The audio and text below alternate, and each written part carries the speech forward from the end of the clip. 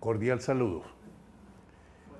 Buenas noches. Hoy nos vamos a viajar en el mundo de Stephen Covey, donde vamos a aprender cómo un libro escrito nos da un mensaje y que si llegamos a aprender a aplicarlo, vamos a ser disciplinados en todas nuestras tareas. Este viaje nos va a mostrar en la primera parte un enfoque de qué es lo que él nos dice desde el punto de vista del comportamiento humano, en el cual bastante desordenado mantenemos, pero que simplemente si lo aplicamos adecuadamente, vamos a ser exitosos en nuestra vida diaria. Entonces empecemos este paseo. Cuando nosotros nos movemos en el mundo financiero y cuando normalmente la gente arranca a pedir clases de finanzas, ustedes lo leen y dicen jocosamente esa es una caricatura, pero no. Todo el mundo llega a preguntar cómo evadir impuestos, cómo abrir cuentas, cómo manejar doble contabilidad, cómo evadir los impuestos. No nos centramos en lo que realmente necesitamos conocer y siempre estamos buscando es cómo sacarle el cuerpo a lo legal. Entonces, de eso no vamos a aprender aquí. Vamos a aprender de cómo hacer la vida financiera más ordenada y más adecuadamente. Normalmente, todos ustedes siempre se van a mover bajo 4 esquinas. Y dentro de esas 4 esquinas vamos a definir la primera esquina, está definida por los que son empleados. La otra por los que son independientes o tienen su propio empleo. Los otros son los dueños y por último están los inversionistas.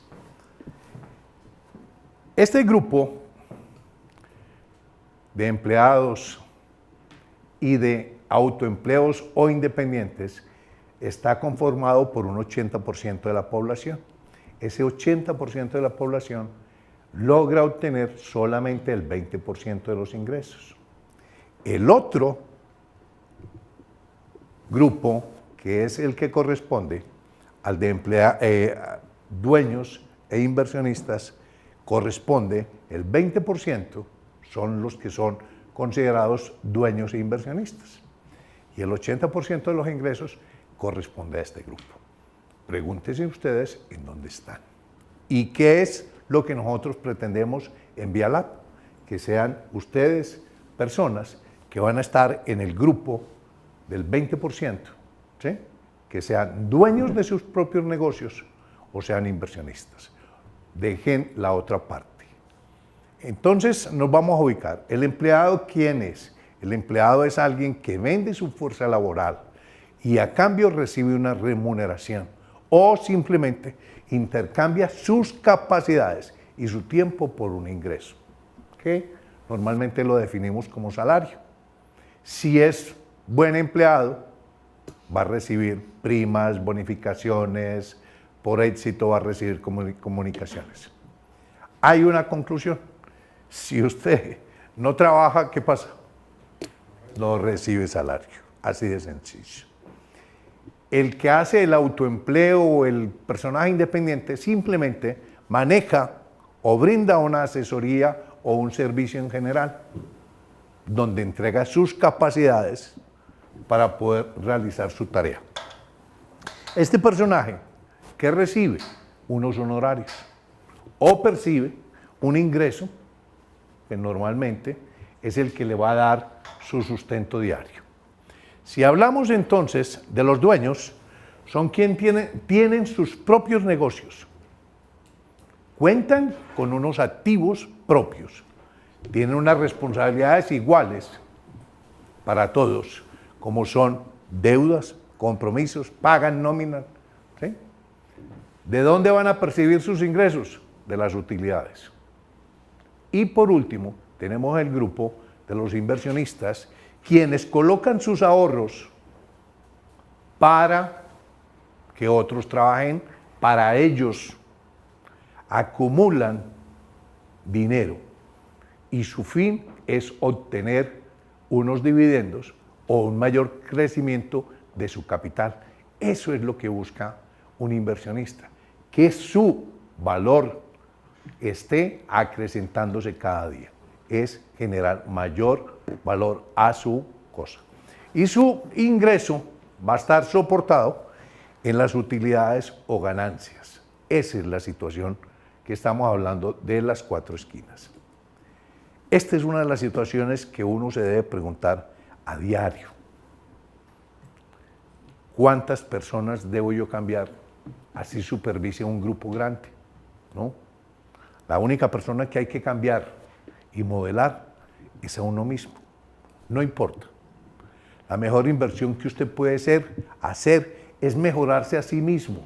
¿Cómo se mejora a sí mismo? Uno es formándose, otra es educándose, es haciendo una relación. Por eso los invitamos aquí a que sean mejores y cambien su modo de vida, su modo de cómo realizar sus tareas. Y adicionalmente a eso, fomentar los hábitos y mejorar sus hábitos. Entonces, bajo esas condiciones, cámbiese usted. No se ponga a esperar a cambiar a otras personas, que el que necesita cambiar es uno mismo. Los invito aquí a que hagan una simple reflexión en esa gráfica. ¿Alguno me quiere decir qué ve?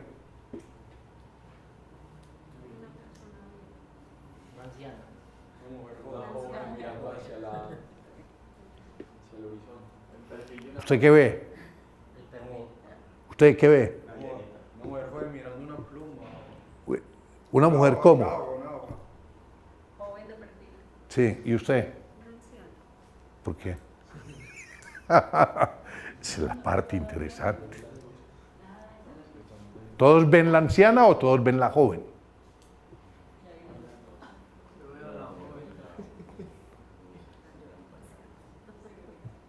Se queda uno pensando. Llegamos a los conceptos de paradigma, ¿sí? E encontramos que es el resultado de los usos y costumbres y creencias establecidas. Un paradigma. ¿Qué piensa usted de Suecia? Que es un país que... Pues Suecia, pues la verdad, muy bueno. Y Nigeria. No lo conozco. Y Suecia sí lo conoce. No, pues, o sea, de Nigeria no he oído hablar nada. ¿Cuál es el paradigma que tienen en el exterior de Colombia? Que son muy narcos. Y eso somos. Son indios. Eso somos. No. Eso es la situación que se presentan cuando estamos hablando de un paradigma, que la gente tiene una idea de qué es.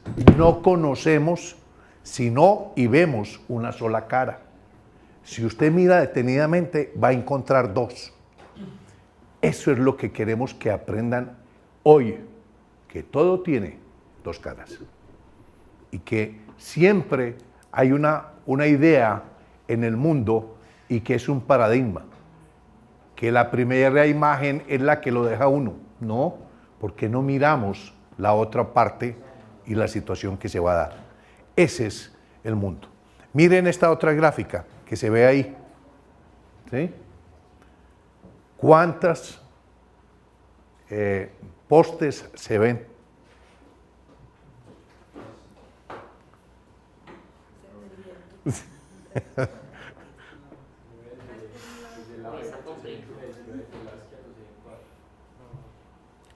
Dos. Hay que aprender a mirarla en dos situaciones. ¿Qué hay en el lado derecho? ¿Qué hay en el lado izquierdo? Pero nos formamos siempre llegar en la primera imagen, decimos tres. Otros que piensan con el otro cerebro dirán, son cuatro. Esto es lo que estamos planteando. Entonces definimos el paradigma como la percepción que tenemos de la realidad. Y es el modelo para determinar ciertas situaciones. Eso que tenemos de una imagen de Suecia, de Nigeria, de Colombia, de qué es lo que pasa, qué es lo que ocurre.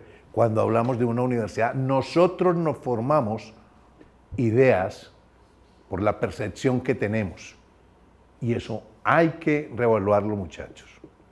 La percepción antes debe determinar ciertas reacciones, ahí lo estamos viendo, que se sacan ciertas reacciones y obramos bajo eso. Por eso digo yo, siempre miremos y analicemos antes de concluir. Los paradigmas, entonces, ya nos dejan una idea y vamos a empezar a esculcar esto. Y nos adentramos en los hábitos. Y definimos que los hábitos es una intersección de tres componentes. ¿Cuáles son esos tres componentes?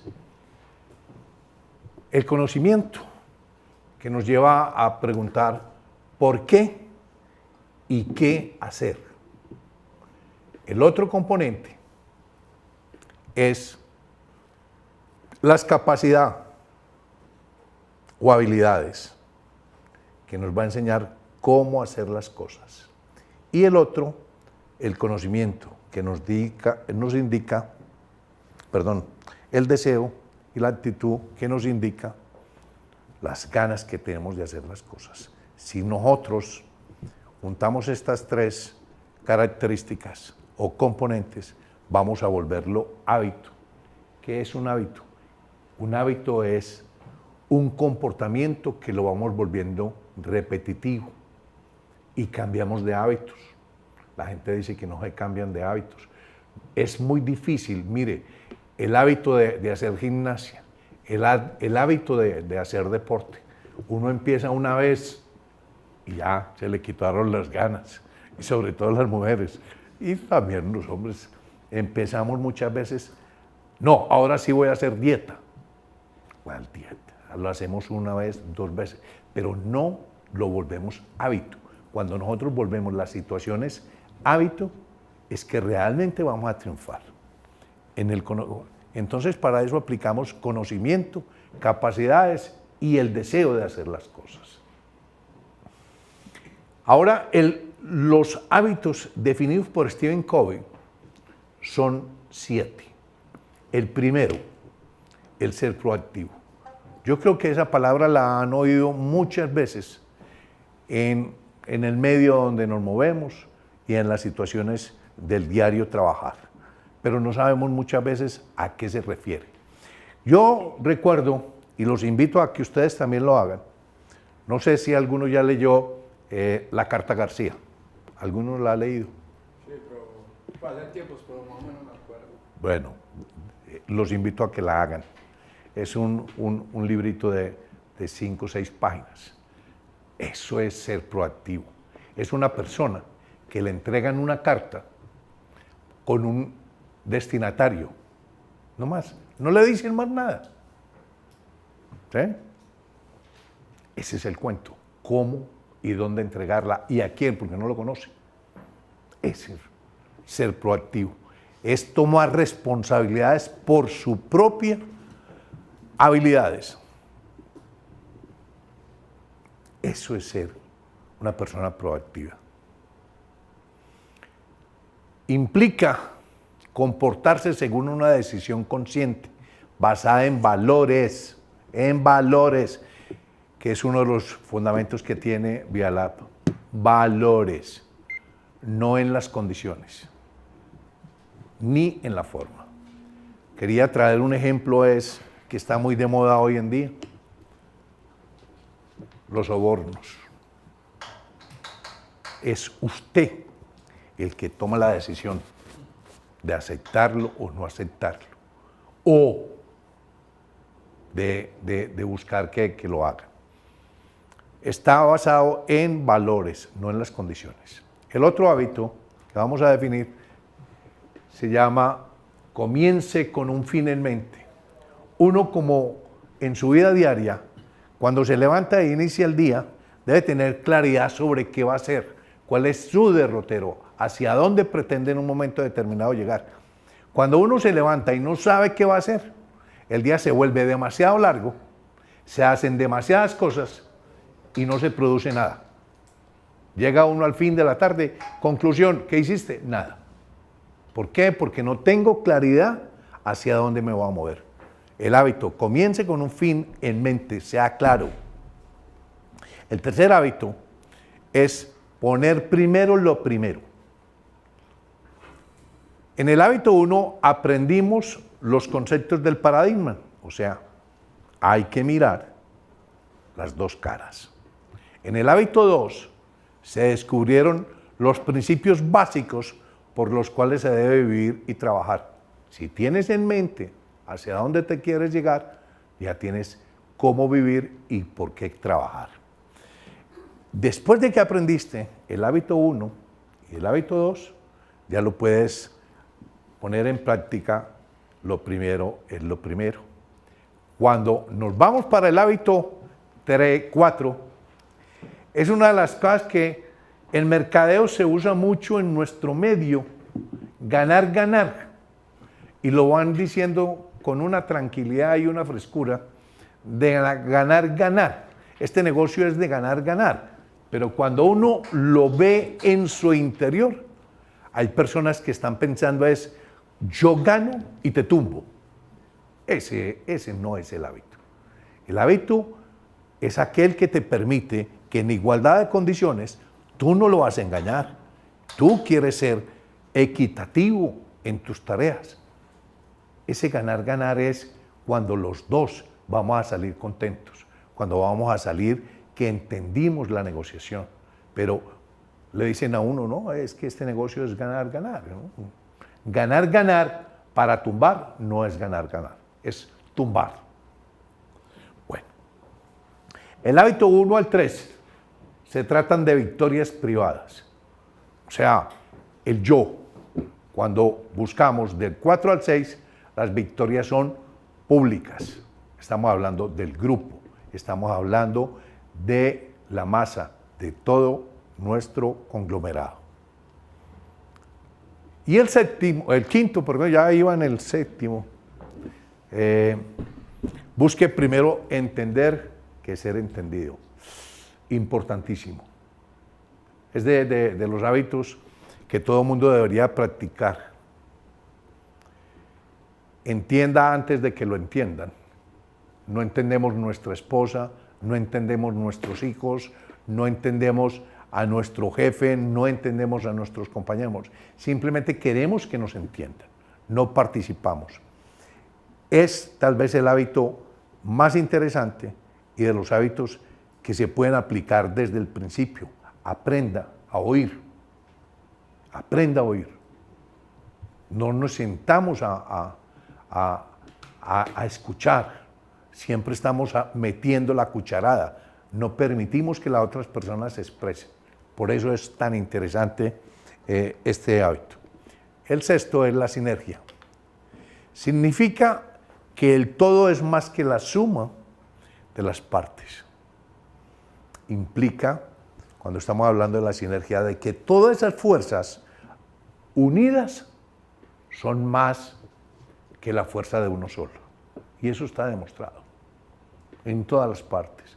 Cuando trabajamos individual, los resultados son unos, pero cuando unimos las fuerzas, es que vamos a lograr los resultados mucho más interesantes y el grupo se va a sentir más satisfecho de lo realizado. De pronto estarán pensando ustedes que por qué no estamos hablando de finanzas y no estamos hablando de números, pero yo necesito hacer este barrido de los hábitos para que nos centremos en la parte financiera un poco más adelante.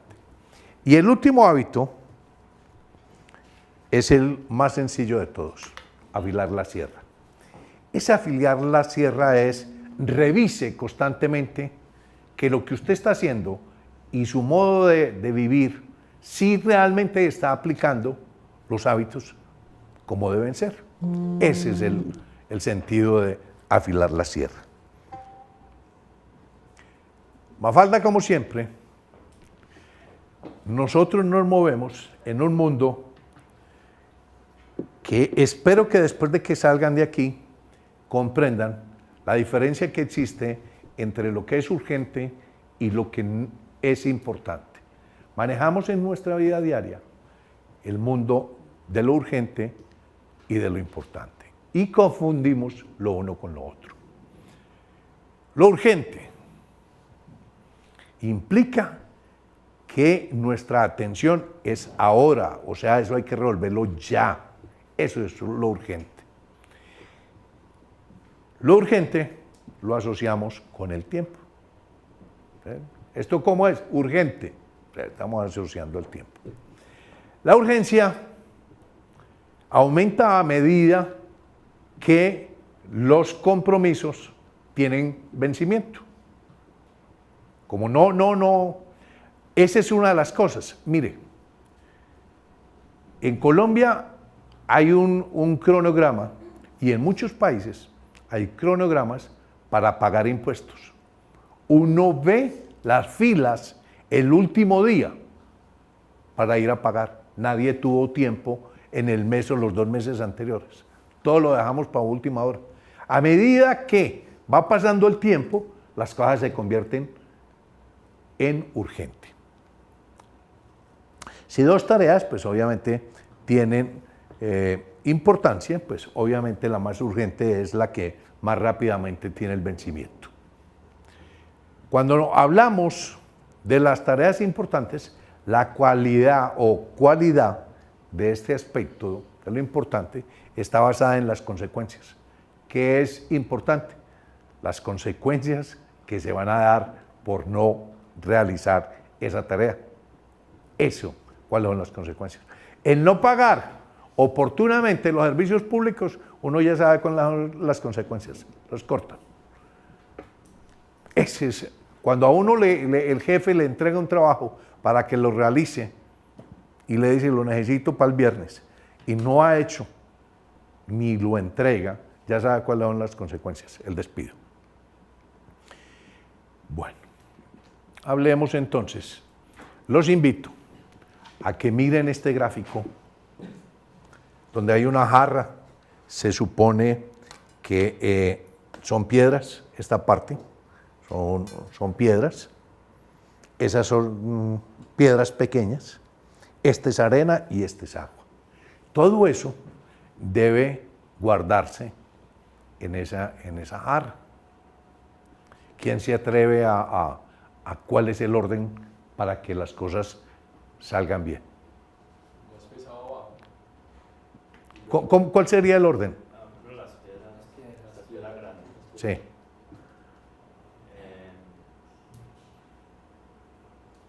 Las pequeñas. Sí, las piedras, la arena y el agua. Sí. Es la única forma en que puedes lograr que se dé una tarea. Si colocamos adecuadamente, uno parece que es muy fácil, pero si colocamos nuestras tareas y nuestros programas adecuadamente en nuestra estructura, estamos planeando. De resto, estamos planeando mal y estamos ejecutando las cosas con angustias. Eso está correcto. Pensemos en las tareas de una semana. ¿Qué actividades? Esto les puede ayudar, muchachos, a ustedes a definir semanalmente dónde están ubicados. ¿Qué actividades son más importantes? ¿Cuáles puedo aplazar? ¿Qué puedo delegar? ¿Qué actividad puedo hacer rápidamente? ¿Y cómo me organizo para hacer primero lo primero? Si uno se pregunta eso el día domingo en la tarde o el lunes en la primera hora, para saber su plan de trabajo, es donde vamos a aprender. Lo primero es lo primero. Ubíquese. ¿Qué puedo aplazar?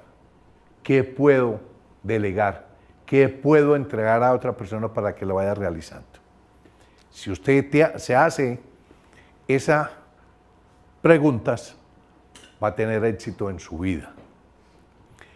Ahora sí nos centramos un poco más a la matriz del tiempo, y en la matriz del tiempo vamos a encontrar 4 aspectos fundamentales. Urgente, ¿qué es urgente e importante? Son los proyectos con una fecha definida. Hay que hacerlo ya. O sea, ¿qué es urgente? e importante.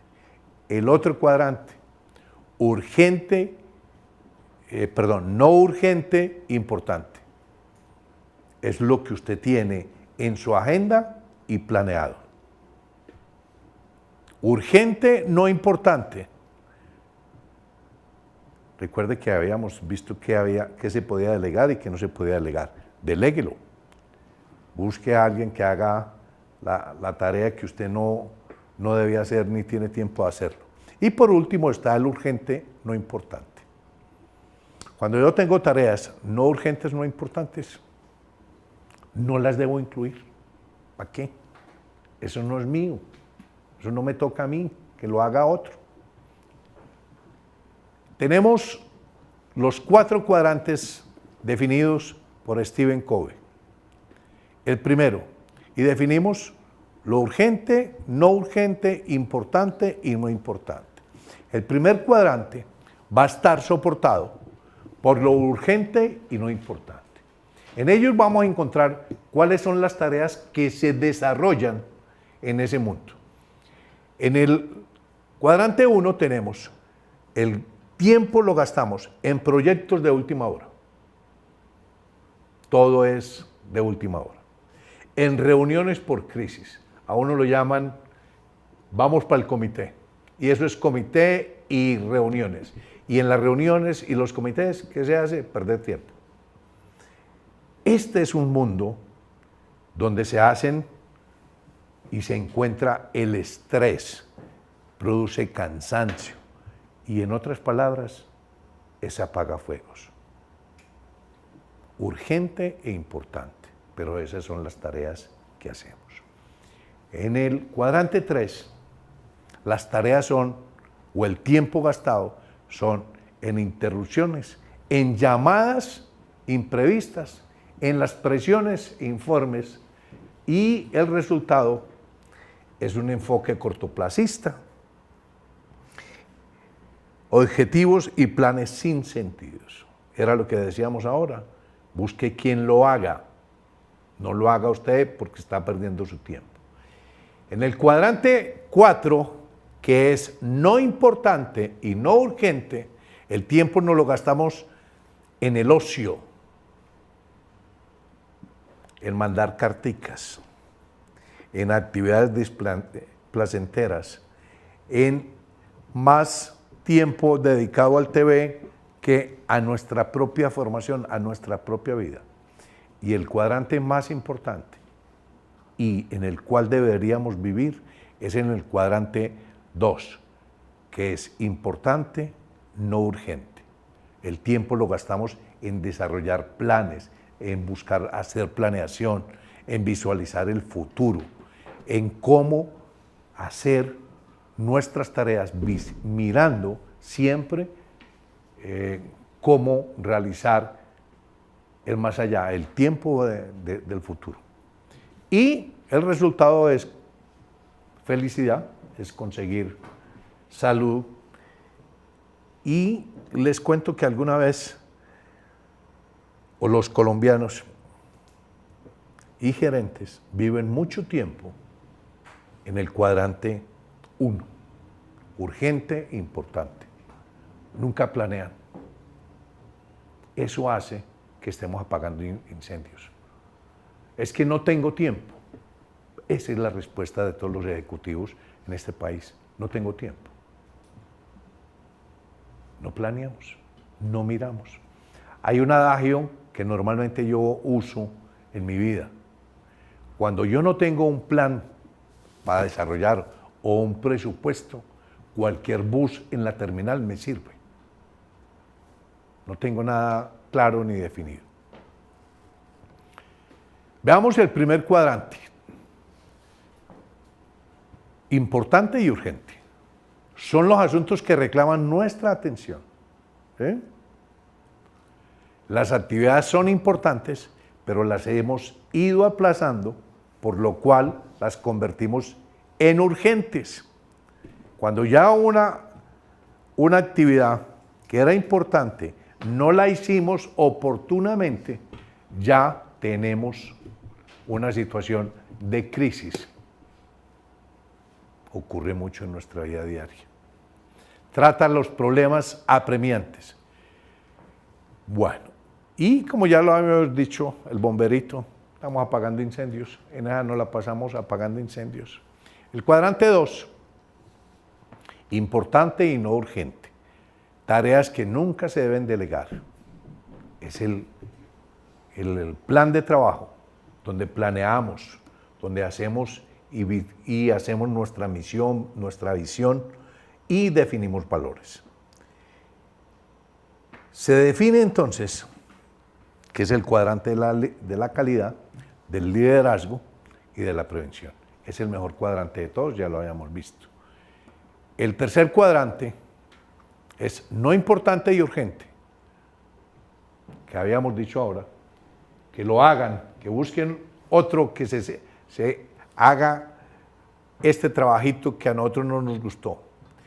Es un cuadrante de engaño, ahí es donde pasamos la mayor parte de nuestras tareas diarias. Es un cuadrante para satisfacer prioridades y expectativas de los demás. O sea, vivimos más pensando en cómo satisfacer a las otras personas más que en realizar nuestros trabajos. Y el último cuadrante, no importante y no urgente, son las tareas que deberíamos delegar por completo. Son las tareas que nos dedicamos al email, nos dedicamos a las llamadas, a hacer el crucigrama.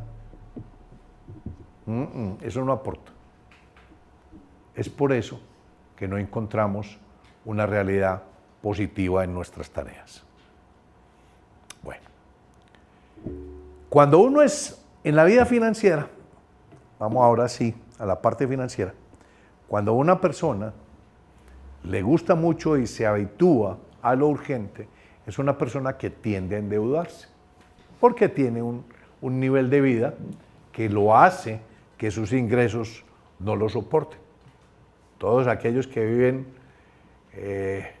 pagando tarjetas de crédito y sacando la plata para pagar otra vez las tarjetas de crédito, viven endeudados y dicen, en vez de buscar cómo solucionar sus problemas de crédito, se van endeudando más. ¿Es por qué? Porque viven en lo urgente, no viven en el programa, no tienen cómo planear sus compras de electrodomésticos o de vestido o de cualquier otra situación. No tienen ningún programa. Pero entonces, ahora sí empecemos a ver la parte financiera. En el primer cuadrante, que es la situación urgente e importante, ¿cuáles son los gastos que definimos en ese aspecto? El arriendo es algo que es urgente e importante. La cuota del apartamento o de la casa que compramos y debemos. El pago de servicios públicos, urgentes e importantes. El pago de la administración. El mercado, los colegios, el pago de tarjetas de crédito y préstamos. Es el cuadrante que nos va a permitir tener un estándar de vida si programamos, hacemos y vivimos adecuadamente. El cuadrante 2, donde definimos lo urgente e importante, consideramos que lo que debería ocurrir en este cuadrante es el ahorro. Palabra que todo mundo rechaza. Nadie habla de ahorro. Todos hablamos de gastos, pero no de ahorro. Debemos hacer los ahorros para educación, ahorros para pensión. Me llama mucho la atención que cuando uno habla con los jóvenes y les pregunta cómo va su plan de ahorros para pensión, y dicen, yo nunca me voy a pensionar. Palabras mayores, hay que tener mucho cuidado. Siempre hay que mirar el futuro, siempre hay que planear. Lo mismo cuando llegan los hijos de nosotros para estudiar. No, yo no tengo con qué estudiar. Mi papá nunca hizo una provisión de estudio. Hay que hacer fondos, hay que visualizar. Por eso es lo importante de la matriz financiera, donde dice que hay que hacer un ahorro, donde tenemos que definir la compra de seguros, hacer la planeación de la inversión de compra de vivienda. Es planificar, en un resumen, es planificar toda nuestra vida. En la matriz, en el cuadrante 3, vamos a encontrar lo urgente y no importante. Y dentro de esos gastos están las comidas por fuera de la casa, los gastos de esparcimiento, los gastos excesivos en tarjetas de crédito. Es que eso, utilizar la tarjeta de crédito no duele. Eso duele es cuando hay que pagar. Antes no duele. Cuando uno va a pagar es que duele. La compra de auto, que mucha gente piensa que con los pasajes va a comprar el carro. No, eso hay que hacer las cuentas. ¿Cuánto vale sostener un vehículo? Eso no, hay que planearlo. Mucha gente improvisa y después se encarta. Es lo mismo que la gente que improvisa para comprar un apartamento o una casa con información falsa. Eso los lleva a que tengan crisis y tengan problemas en el futuro. Bueno. Y el último cuadrante, no urgente, no importante. Exceso de vida social, compra de ropa demasiado costosa o de marca, exceso en planes de esparcimiento, comida y viajes, y lujos innecesarios. En resumen, malgastamos el dinero. No tenemos suficiente y nuestra vida se llena de problemas. Hay que tener mucho cuidado qué es y qué es lo que estamos moviendo. Este es un pensamiento que les traigo, es no ahorres lo que te queda después de gastar, más bien gasta lo que te queda después de ahorrar. Siempre planteamos de que lo que necesitamos es lo que nos sobre, es lo que ahorramos. Y todo el mundo plantea una pregunta que no tiene soporte. ¿Por qué no ahorra? Ah, es que no me queda. Siempre le tiene que quedar. Haga el esfuerzo para que pueda tener sus frutos. Esto, no tome decisiones sin revisar su bolsillo. En mi vida profesional siempre me encontré que las personas que estaban a mi alrededor, cada vez que llegaba un vendedor ambulante, se comprometían. El que vendía los CDs, el que vendía las películas, el que vende la cartera, el que vende los zapatos, y se van comprometiendo y se van comprometiendo, y al fin de la quincena ninguno tiene plata y quedan debiendo. ¿Por qué? Porque no revisan sus finanzas y su bolsillo. Entonces, esta es una recomendación para que la tengan en cuenta. Destine de su presupuesto y de sus ingresos el 60% en lo urgente e importante. ¿Cuál es el cuadrante de lo urgente y lo importante? No, pero el número. El 1. Destine el 35% de sus ingresos al cuadrante 2. ¿Sí? Donde estamos hablando del ahorro, estamos hablando de nuestros fondos, de nuestras inversiones. Destine el 4%, dedíqueselo al cuadrante 3. ¿Sí?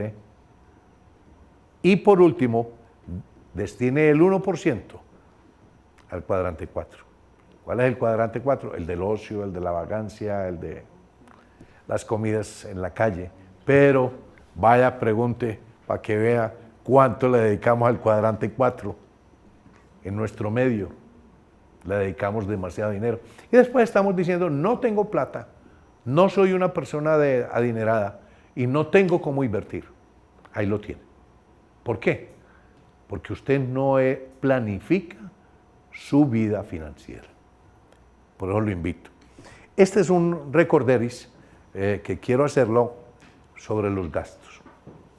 Los gastos están divididos en algunos aspectos como son gastos obligatorios fijos, variables necesarios, variables imprescindibles y gastos ocasionales. Quiero con ello recordarles el tema porque es que gastar es muy fácil, lo difícil son los ingresos. Entonces hay que tener mucho cuidado, sobre todo en este tipo de gastos. Los gastos fijos son aquellos que no nos los podemos quitar, que siempre estarán definidos y no los podemos quitar de nuestro presupuesto diario. Dentro de ello tenemos el pago del apartamento, eso es imparagitable, como diría alguien, hay que pagarla, ¿sí? El alquiler, si yo no pago cuota, pero tengo alquiler, tengo que pagarlo porque ahí no me echan de la casa. Servicios públicos, la seguridad social, préstamos bancarios, eso es fijo, es religioso, como diría alguien. Dentro de los variables necesarios podemos encontrar aquellos que nos involucran la unidad de familia y para desarrollar nuestro trajín diario. Se pueden modificar bajo ciertos parámetros y bajo ciertas condiciones. Dentro de ellos estamos el pago de electricidad. Apague las bombillas, es manejable, o sea, es variable porque si yo consumo mucha energía, voy a pagar más, pero yo puedo controlar eso. Entonces, es necesario, pero es variable. La alimentación, aliméntese bien, no compre, porque es que hay mucha gente que vamos a las grandes extensiones y nos antojamos de muchas cosas y no controlamos ese gasto variable. El transporte, el celular, hablamos mucho, hay que pagar más. Pago de artículos de limpieza. Los variables prescindibles, o sea, aquellos de los cuales podemos sacarlo de nuestro canasta de gastos, y dentro de esos tenemos los gastos de ocio. Si vamos semanalmente a cine, empecemos a disminuir por una vez o cada 15 días. Eso la gente dice, disminuyamos la discoteca, disminuyamos, hay que disminuir los viernes y los jueves. Eso es muy duro, pero esa es parte de la tarea. Y los gastos de cuidado personal. A las mujeres les encanta mucho el salón de belleza, la SPAC, arreglo de uñas, pero aprenda a manejarse y aprenda a saber cómo distribuir su gasto. Los gastos ocasionales son aquellos que hacemos en forma puntual, no lo hacemos constantemente, como son los gastos de vacaciones, los cambios de electrodomésticos y las reparaciones de la casa. Eso los podemos programar y podemos hacer algo. En resumen, sobre esta matriz nos podemos preguntar algunas cosas y esa respuesta solamente la tienen ustedes. ¿Dónde pasaste la semana pasada la mayor parte de tu tiempo? ¿En qué cuadrante? ¿Qué cosas importantes no recibieron su tiempo y atención? ¿Qué era lo importante y se te volvió urgente? ¿Cuál es la actividad que sabes que si la desempeñaras con excelencia y sin descanso, habría redundado en importantes resultados? Si sabes esto, ¿por qué no lo haces? No lo hacemos. No nos podemos pensar en lo otro. Y la conclusión, bien fácil, es, si eres tan bueno trabajando para otros, ¿por qué no serlo para ti? Esa es una de las situaciones. Y por último, piensen en el ahorro. El ahorro es lo que les va a permitir a ustedes vivir en un mundo mejor. Cuando uno está joven y bello, dice que no va a tener problemas en el futuro. Cuando uno ya tiene la tercera edad, el mundo se ve muy distinto. Hay que hacer, pero hay que sembrar. Si yo no siembro, no recojo. Este es un mundo, y este era lo que quería que conocieran, que viajaran sobre el libro de Stephen Covey, en el cual les recomiendo que lo compren, lo lean, lo discutan, aprendan algo y que aprendan un poquitico a practicar sus hábitos, así como aprendan a entender la matriz financiera que les acabo de plantear. No sé si hay alguna pregunta que quieran hacer. Si no, lo único que me queda es por decirles gracias y hasta la próxima.